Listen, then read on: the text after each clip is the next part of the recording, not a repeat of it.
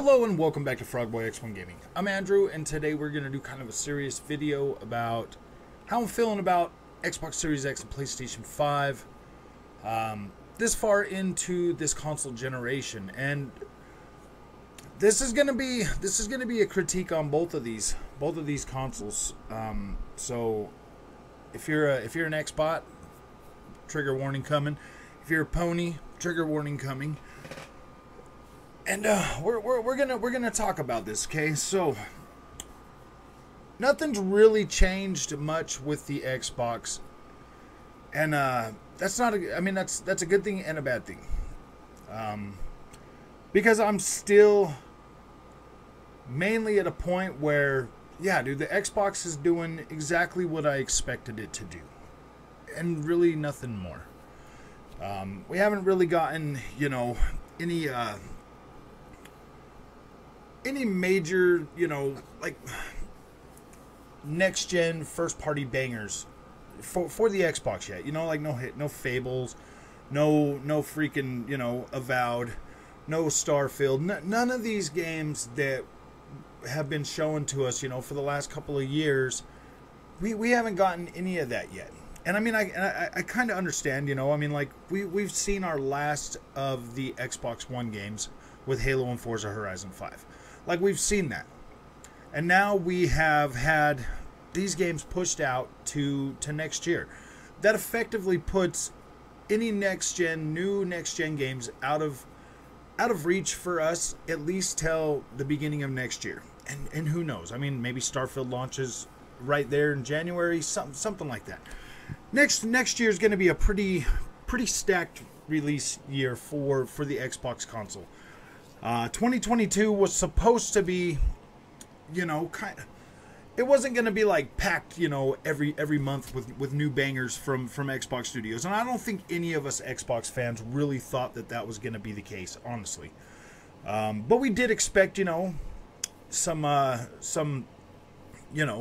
Stalker 2. We expected that. We expected, Redfall, obviously. I mean, Bethesda's put out 2 games on PlayStation 5 already in the same amount of time. So yeah, I mean, we expected Redfall to at least launch. Starfield, we thought that was for sure going to launch. We thought that was a comfortable date that was pretty, like, yeah, that sounds reasonable for the most part. Some of us in the community thought that, yeah, it's probably going to get delayed.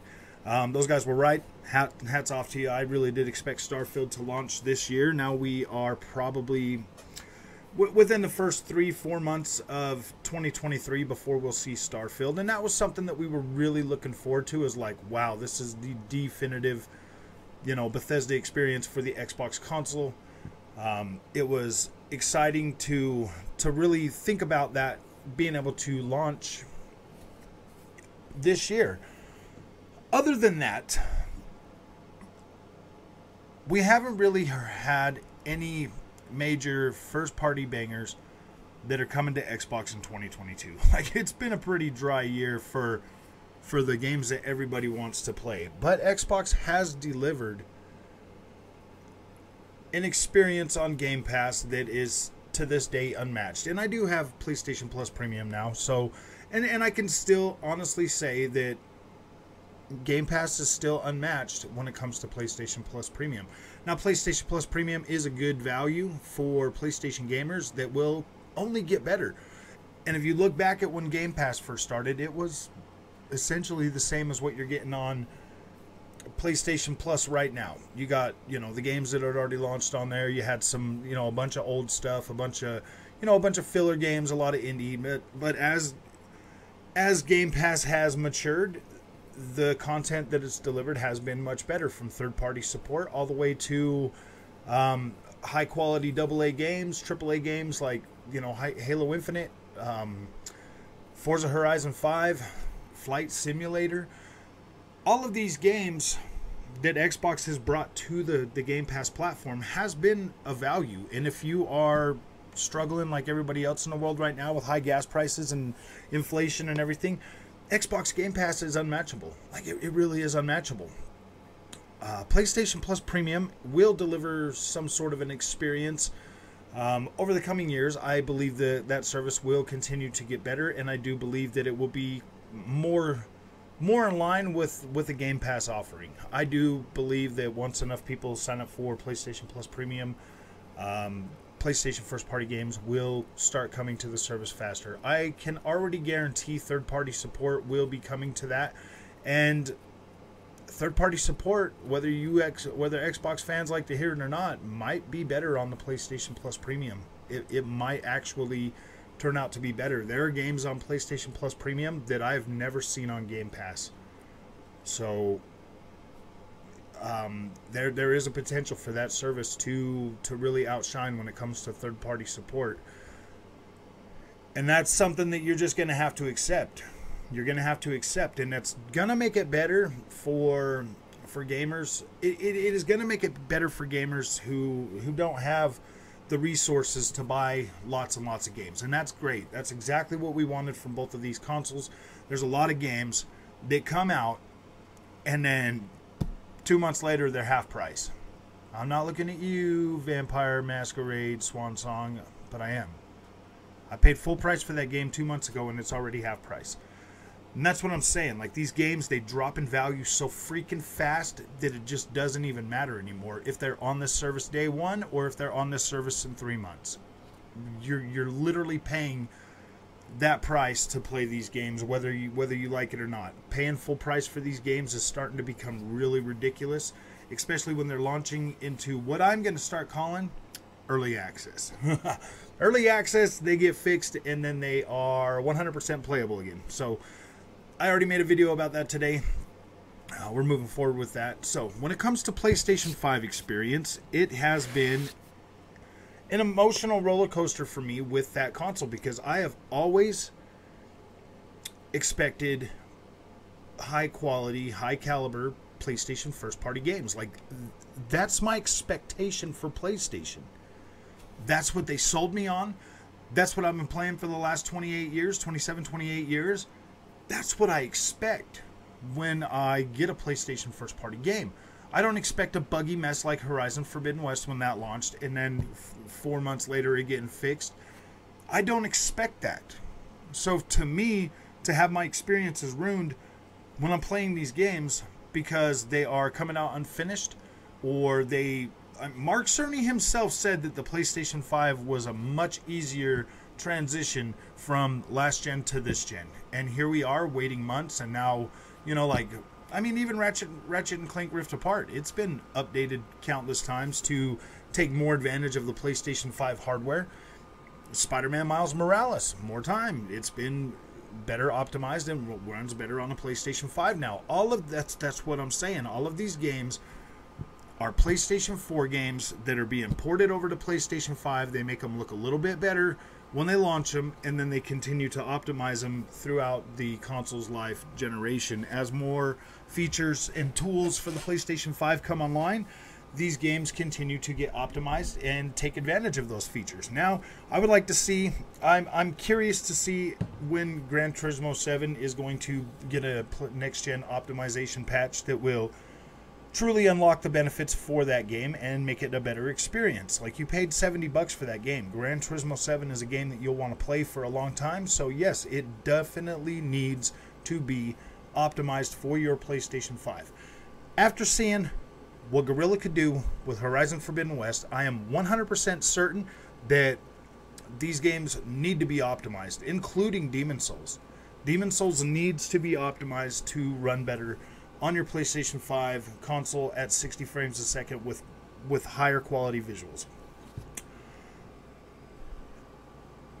As it sits right now with both of these consoles, I do still play my Xbox far more than my PlayStation. I do. I buy all my third-party games on the Xbox. It's just become a habit, and it 100% has worked out in my favor to do that.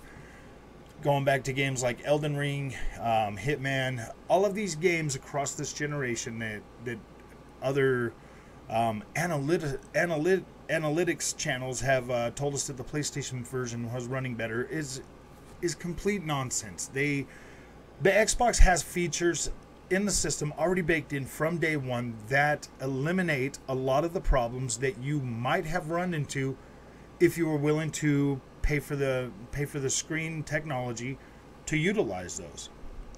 So it was all in your hand. I mean, this goes all the way back to Xbox One S. You had VRR support. You could set your Xbox One in 120 hertz mode, and you could play with a lot smoother experience on Xbox games all the way back to Xbox One. But guess what? The analytics guys never told us anything about that. Why? Because they didn't care about the Xbox. They only care about the PlayStation. Now they talk about VRR and high refresh rate and all of the other things that are now possible on your PlayStation 5 console. Now you hear about them. But you didn't hear about them from the very beginning of this generation because they do not care about Xbox. Now, I'm telling you, I get called a fanboy a lot on this channel, a lot, and I mean, so be it. Whatever. I've never been. I'm. If anything, I was more of a PlayStation fanboy than I've ever been of an Xbox fanboy. I like what Microsoft has done with the Xbox, and they don't get enough credit for what they've done to make gaming better for everybody. Now, I'm not saying that the Xbox is perfect or that they got the best high quality AAA banger games. Like, I'm not saying that at all. And I'm not saying that PlayStation is completely lost in what they're doing right now. Like, I still enjoy and I still appreciate everything they do. But when the fanboys come to the channel and they start freaking out in the comment sections and stuff, yeah, dude, it makes me take a harder look at what PlayStation is offering. And now I don't feel guilty about that at all. Like, I don't feel bad about that at all. After this last patch for Horizon Forbidden West, I do not feel bad about demanding better from PlayStation because clearly I can get better. Clearly I could have had an experience that would have rocked my freaking world with Horizon Forbidden West. Now, I've had people in the comment section, the last couple of days since I made those videos talking about, man, you're a spoiled brat, you're spoiled. Am I really spoiled? Maybe. I mean, I work hard and I put my money out there to buy all this PlayStation stuff and all this Xbox stuff, all this PC stuff. I do. I work my butt off, man. And my wife works hard, so that we can afford to take care of my habit. You know what I mean? And for you to tell me that I'm spoiled, man, I buy these games day one. I buy them day one. You might have got yours in a little card on your PlayStation 5, bro, and you're like, oh, yeah, this is great. Or you might have waited until it was on sale, or you might have got a used copy or something like that. Dude, I bought this day one for $70. I didn't even try to cheat the system and take advantage of the PlayStation 4 upgrade, man. I didn't try to do that. So what you're saying is completely nonsense, man. As it sits right now, I think PlayStation 5 and Xbox Series X and S are one heck of a value, whichever way you go. PlayStation Plus Premium has essentially made the PlayStation 5 a more valuable console than it was without it. PlayStation Now, before it was all right. You could still get basically a discount. You could still put them together. But I feel like this service is better. It's got a lot better selection than you had before. Like way better selection, actually. Well, I can't necessarily say that 100% because I let my PS Now lapse for over the last year. I think the last time I had PS Now was probably just before summer of 2021. So yeah, I mean, I let that lapse and I didn't renew it. So it's been a while since I've had that, but it just feels like the quality, the selection, and the streaming of PlayStation 3 games on the PlayStation on PlayStation Plus Premium now is a much better. It's much better than it was before. So I do 100% support and like what PlayStation Plus Premium is doing, and I think that it is going to be a benefit to gamers who are struggling with inflation right now and all the things that are happening just in general. When it comes to PlayStation first-party games and putting out a lot of stuff, I am excited for God of War. I played the first one. I want to play this one. I want to see how the story ends. I did appreciate the game. I do appreciate everything that the Sony first-party studios do when they are trying to present their games the best they can. I do kind of wish that everything didn't have to follow the high-quality movie story game, because I used to love games like SOCOM, man. I used to love games like MotorStorm and Drive Club. I used to love playing games that PlayStation would put together, you know, Infamous, like these games that Sony used to bring was what I used to love about Sony. But now they're all, it feels like a lot of them are just following the same mold. I would hope that, I hope that, you know, with PlayStation's new direction, you know, with the games as a service and everything, the VR too, and everything that they've got going on, I really hope that they can pull it off and not stretch themselves so thin.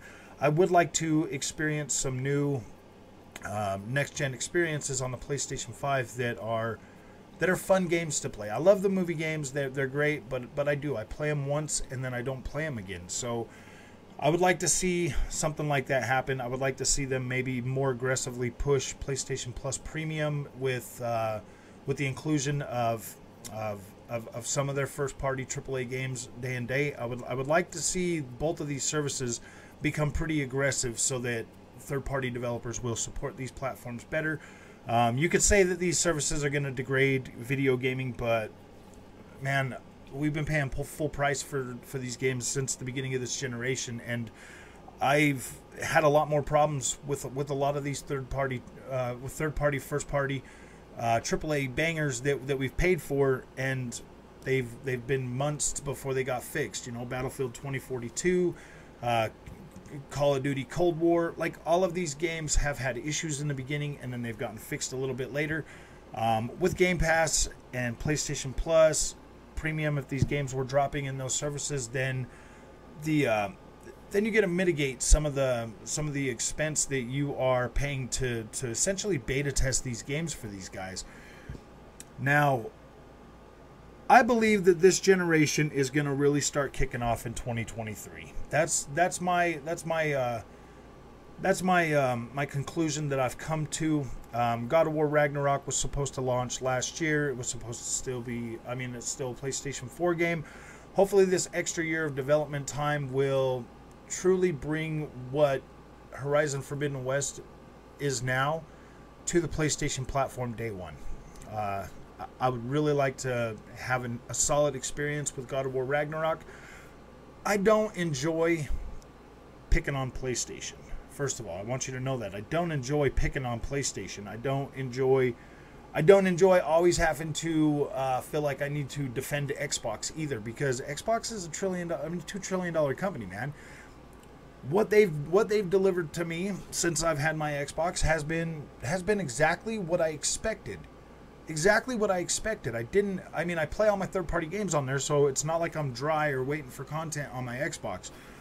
For the PlayStation, it is more of an exclusive console for me now. Like, I play my exclusives on there, and, you know, having the PlayStation Plus Premium has given me the ability to go back and, you know, play around with, you know, some of the older stuff and, you know, kind of just, you know, dig into my nostalgia. I hope they really continue to update and bring more games to that. I would really like to see SOCOM on PlayStation Plus Premium. That would make it 100% worth it.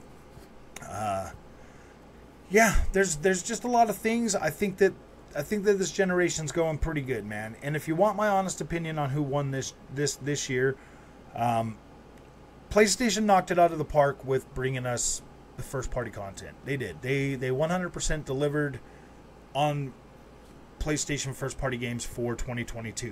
2021 was a little bit lacking, but they nailed it. They knocked it out of the park in 2022.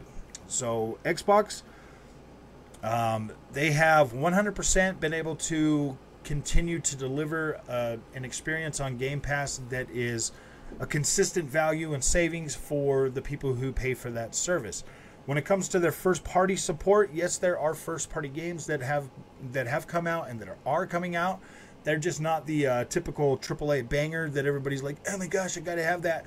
So they get overlooked and they get discredited, they get discarded. Me personally, I feel like Xbox has delivered.